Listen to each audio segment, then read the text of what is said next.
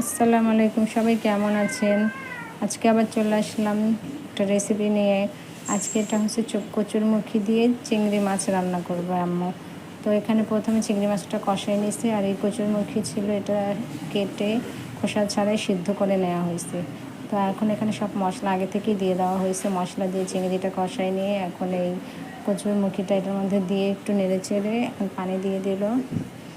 পানি দিয়ে এটা এখন কিছু আর একটু কষাবে, আর একটু কষানোর জন্য ঢেকে রাখা হবে।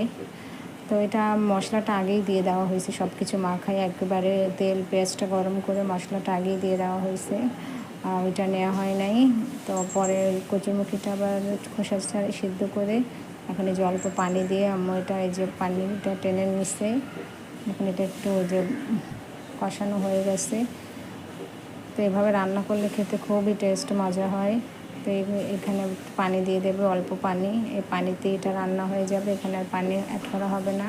আর এখানে আবার আজকে চাপা শুটকি রান্না করা হচ্ছে। এখানে পেঁয়াজ, রসুন, শুকনো মরিচ, কাঁচামরিচ দিয়ে আর চাপা শুটকিটা ভালো মতো ধুয়ে নেওয়া হয়েছে আগে থেকে। তো এটা নিয়ে একটু ভাজা ভাজা করা হবে অল্প তেলে।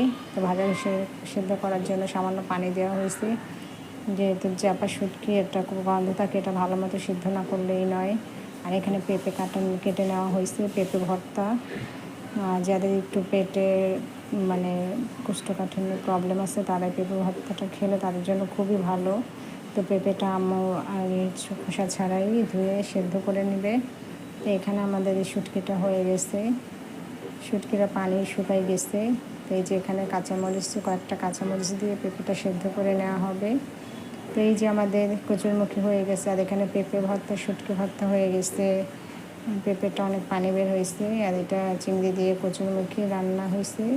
আর এখানে মাংস নিচ্ছে, আর এখানে মুরগির মাংস, এখানে অল্প পরিমাণে মুরগির মাংস আছে। একটু আলু দিয়ে এটা আগে প্রথম মশলা দিয়ে একেবারে মেখে সব কিছু দিয়ে বসিয়ে নিচ্ছে। এখানে সামান্য পেঁপে আর আলু দেওয়া হবে।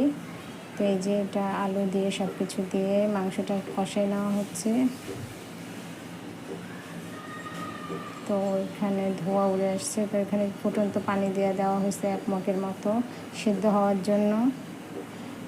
তো এই পানিতে সিদ্ধ হবে, এখানে আর পানি অ্যাড করা হবে না। ফুটন্ত পানি দিলে এটা স্বাদটা ভালো থাকে, আমার থেকেই শেখা। তো এই যে আমাদের মাংসটা হয়ে গেছে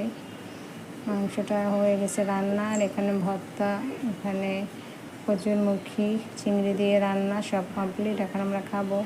যখন খেতে বসি ওদের ছাড়া তো খাওয়াই হবে না, ওরা অলওয়েজ বসে থাকবে কখন খাবো, ও আবার ডাকছে।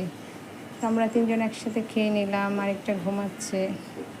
বাই বাই, এই পর্যন্ত, আল্লাহ হাফেজ।